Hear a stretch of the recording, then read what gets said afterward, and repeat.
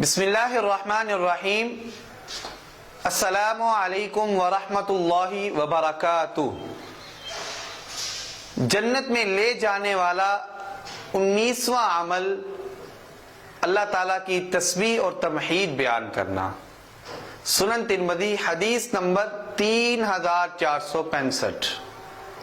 عن جابر رضی اللہ تعالی عنہ عن النبی صلی اللہ علیہ وآلہ وسلم قال من قال سبحان اللہ العظیم وبحمدہ غرست لہ نخلۃ فی الجنہ۔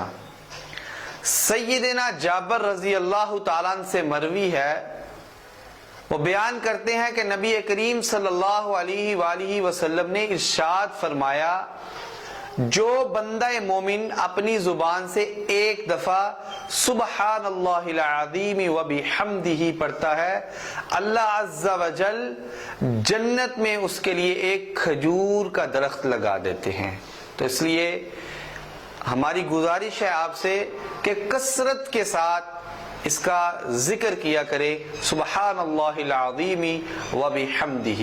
ہماری اس ویڈیو کو لائک، شیئر اور ہمارے یوٹیوب چینل کو سبسکرائب کیجیے۔ جزاک